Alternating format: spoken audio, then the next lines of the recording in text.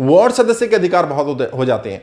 तो मैं इस वीडियो में बताने की कोशिश करता हूं, और वैसे भी मैं चाहता हूं कि ज्यादा से ज्यादा लोगों को यह पता चले कि हमारा त्रिस्तरीय पंचायती राज सिस्टम में जो सबसे छोटी इकाई है चुनाव की, वार्ड सदस्य, उसके पास कितने ज्यादा अधिकार हैं।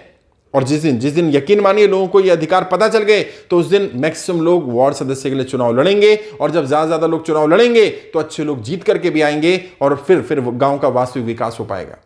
और अभी तो जो स्थिति आप देख रहे हैं, यूपी का अगर अकेला एग्जांपल हूं तो लगभग 1 लाख से ज्यादा वार्ड सदस्य चुन करके नहीं आ पाए, और इसका नुकसान यह हुआ कि 13,000 से ज्यादा ग्राम सभा जो बननी थी या समितियां बननी थी, उन समितियों का नोटिफिकेशन ही नहीं हो पाया, क्योंकि नोटिफाई तब होगी जब कम से कम 2/3 सदस्य चुन करके आए, जितने वहां सदस्य हो उतने सदस्य चुन करके नहीं आए वार्ड सदस्य। और अमूमन 25, 30, 35 या 40 या 50 घरों पर एक सदस्य होता है, डिपेंड करता है, अगर बड़ी है तो 50 पर, छोटी है तो 25-30 पर भी हो जाता है। तो अगर वोटों की बात करें तो 100 से 200 वोट पर एक है। तो यदि आपके यहां पर 2000 वोट हैं तो हो सकता है 10-12 सदस्य हो, 15 सदस्य भी होते हैं, कई बार 3-3 हजार वोट हैं, 15 सदस्य, 16 सदस्य भी है।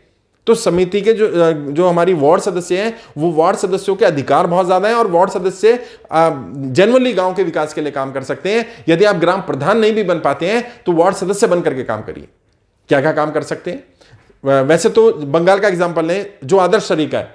बंगाल में आपने सुना होगा ग्राम प्रधान या मुखिया के लिए चुनाव नहीं होता है जैसे हमारे यूपी बिहार में होता है। वहां क्या होता है, वहां सीधा सदस्यों को चुना जाता है, यानी कि वार्ड मेंबर ही चुने जाएंगे, और वार्ड मेंबर मिल करके फिर चुने जाने के बाद अपना मुखिया चुनेंगे, एक अध्यक्ष और उपाध्यक्ष चुनेंगे। जैसे हमारे यूपी बिहार में बात करें तो जिला पंचायत के लिए होता है, जिला पंचायत सदस्य को हम लोग चुनते हैं, और फिर सदस्य मिलकर के अपने में से मुखिया चुनते हैं और उसका असिस्टेंट चुनते हैं। तो इस तरह से, या जैसे मेयर में होता है, कॉर्पोरेशन में होता है, कॉर्पोरेटर मिलकर के हम कॉर्पोरेटर को चुनते हैं और कॉर्पोरेटर मिलकर के अपना मेयर चुनते हैं। तो इस तरह से वहां बंगाल में तो ग्राम सभा में ही ऐसा होता है, लेकिन बाकी जगह पर उल्टा होता है। यहां पर मुखिया या प्रधान को अलग से चुन लिया जाता है यूपी बिहार में हमारे, और सदस्यों को अलग चुना जाता है। तो वहां लगता है सदस्यों को काम ही नहीं है, मुखिया ही सबसे पावरफुल हो जाता है, वन मैन आर्मी हो जाता है। जबकि सच्चाई है कि मुखिया को चुने जाने के बाद भी यदि 2/3 सदस्य चुने नहीं गए तो मुखिया का कोई अधिकार क्षेत्र नहीं रहेगा, कोई काम नहीं कर पाएगा, क्योंकि नोटिफिकेशन ही नहीं हो पाएगा, नोटिफाई नहीं हो पाएगी वो ग्राम सभा। तो सदस्यों का चुना जाना भी जरूरी है। और ये सदस्य क्या करते हैं, ये पूरी स्ट्रक्चर को समझिए। मुखिया हो गया, मुखिया के नीचे मेंबर हो गए, 10, 12, 15 मेंबर जो भी मेंबर है। अब अलग अलग काम करने हैं। अमूमन मैंने एक वीडियो बनाई थी, 25-30 काम होते हैं जो ग्राम सभा में करने होते हैं। उन 25-30 कामों को अलग अलग कैटेगरी में डिवाइड किया गया है। अगर यूपी की बात करें तो यूपी में 6 कैटेगरी में डिवाइड किया गया, 6 मंत्रालय आप समझ सकते हैं, 6 अलग अलग डिपार्टमेंट। बिहार में 8 में डिवाइड किया हुआ है। तो इन 8 या 6 डिपार्टमेंट के अलग अलग समितियां बनती हैं, जैसे शिक्षा समिति बनेगी, स्वास्थ्य समिति बनेगी, विकास समिति बनेगी, निर्माण समिति बनेगी। ये अलग अलग समितियां होंगी, और इन समितियों के अलग अलग अध्यक्ष होंगे। मुखिया भी उन समितियों में होता है, लेकिन जैसे निर्माण समिति की बात करें, निर्माण समिति गांव में जितना भी निर्माण होना है, खरंजे का काम हो, कुएं बनने हो, नालियां बननी हो, कोई भी कंस्ट्रक्शन का काम होना है, वो निर्माण समिति की अध्यक्ष मुखिया नहीं हो सकता, कोई वार्ड सदस्य होगा। और निर्माण समिति का मेंबर भी नहीं हो सकता मुखिया। अब यानी कि जो वार्ड मेंबर है वो इतना पावरफुल हो गया कि वो तय करेगा उनके गांव में मनरेगा का काम में जो डेवलपमेंट का काम होना है या निर्माण का काम होना है, या जितने भी निर्माण कार्य हैं वो सब उसकी देखरेख में, उसकी निगरानी में होंगे। अब ये तो वास्तविकता है। हो क्या रहा है, कानून के हिसाब से तो ये होना चाहिए, हो ये रहा है, जो वार्ड सदस्य बन जाते हैं उन्हें पता ही नहीं होता कि वो किस समिति में है। उनके साइन चल रहे होते हैं, मुखिया और बाकी अधिकारी मिलकर के उनके नाम से ही काम चल रहा होता है, उन्हें पता भी नहीं अप्रूवल हो गया, उन्हें पता भी नहीं वो समिति का मुखिया भी है, निर्माण समिति में काम भी हो रहा है। उन्हें थोड़ा बहुत कुछ 10, 20, 50 हजार रुपए दे दिया, वो उसमें खुश हो जाते हैं, उनको लगता है कि ठीक है मेरा क्या गया।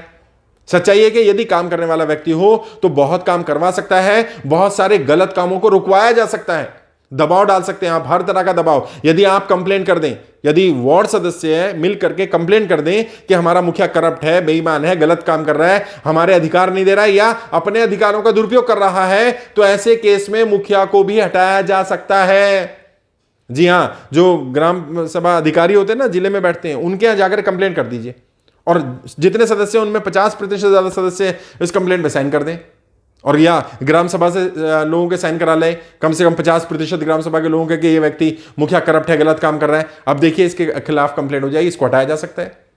लेकिन लोगों को वार्ड सदस्य के अधिकार नहीं पता है। वार्ड सदस्य का और क्या काम है, वार्ड सदस्य का अपने वार्ड में जो जो समस्याएं हैं उनके बारे में अपनी अध्यक्षता में एक मीटिंग बुलाएगा, पूरी ग्राम सभा की। ग्राम सभा क्या है? सभी गांव के मतदाता ग्राम सभा के माननीय सम्मान्य सदस्य होते हैं, सारे मतदाता।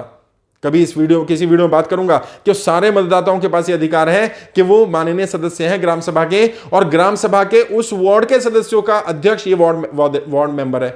ये अपनी अध्यक्षता में मीटिंग बुलाएगा। मीटिंग बुला करके उसमें क्या होगा? उसमें चर्चा होगी वार्ड के विकास के बारे में। वार्ड में क्या काम होना चाहिए, स्कूल है कि नहीं है हमारे वार्ड में, स्कूल होना चाहिए कि नहीं होना चाहिए, होना चाहिए तो कैसा होना चाहिए, उसमें इंफ्रास्ट्रक्चर कैसा होना चाहिए, हेल्थ की सुविधाएं कैसी होनी चाहिए, यहाँ पर विकास के कौन कौन से कार्य होने चाहिए, डेवलपमेंट में क्या क्या होना है, कौन कौन सा निर्माण खराब है या अच्छा है, कौन सा काम नहीं किया गया, पिछले प्रधान ने क्या गलतियां की हैं, पिछली ग्राम सभा में क्या क्या काम रह गए अधूरे जिनको आगे पूरा करना है, और क्या क्या विकास का मॉडल होना चाहिए हमारे वार्ड के लिए। तो हर व्यक्ति जो वार्ड सदस्य वो अपने अपने वार्ड के लोगों के साथ ये मीटिंग करेगा अपनी अध्यक्षता में, और फिर जब ग्राम सभा की पूरी मीटिंग होगी वहां अपने वार्ड को प्रतिनिधित्व करेगा। वहां बताएगा अपने वार्ड के बारे में, मेरे वार्ड में ये समस्याएं हैं और मैं इनके ये समाधान चाहता हूं, मेरी वार्ड की जनता ये चाहती है।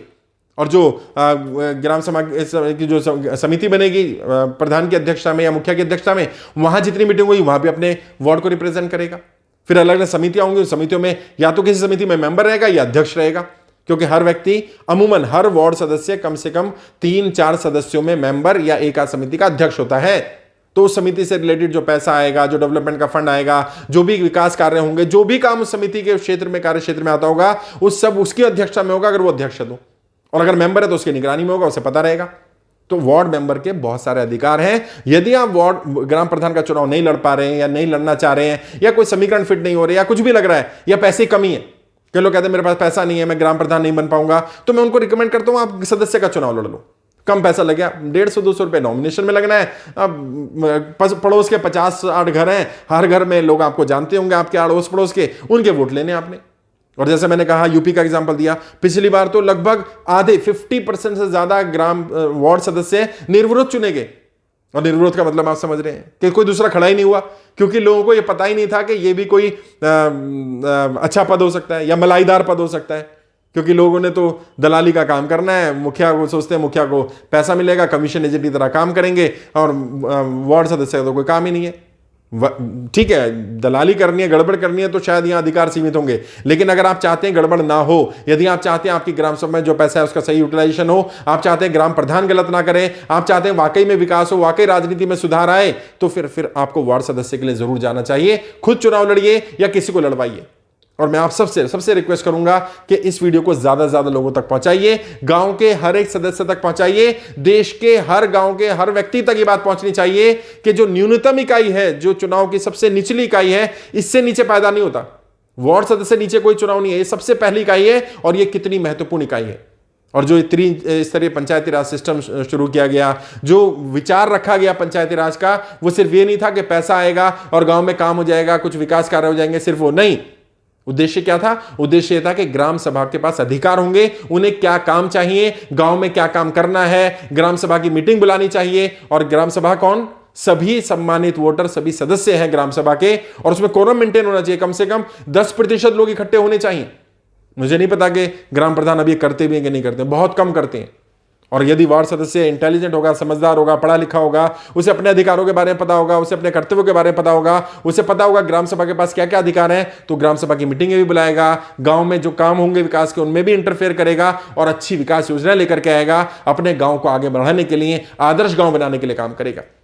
मैं समझता हूं ये वीडियो आपके काम आएगी, कुछ नई चीजें सीखने को मिलेंगी। फिर भी कोई डाउट हो, कुछ पूछना चाहें, किसी भी तरह क्वेश्चन हो, तो आप वीडियो के डिस्क्रिप्शन जाइए, मेरा फोन नंबर मिल जाएगा, डायरेक्ट मुझसे बात करिए। 5-10 मिनट बात करने, कोई चार्ज नहीं, फ्री ऑफ कॉस्ट बात करिए। मैं कोशिश करूंगा आपको राजनीति की बारीकियां सिखा पाऊं और ज्यादा डिटेल में बातें बता पाऊं कि कैसे राजनीति हो रही है और कैसे इस राजनीति को हम और आप मिलकर के बदल सकते हैं। आज के लिए इतना ही, आगे किसी और विषय पर बात करेंगे। आपके उज्जवल राजनीति भविष्य के लिए हार्दिक शुभकामनाएं। जय हिंद, जय भारत।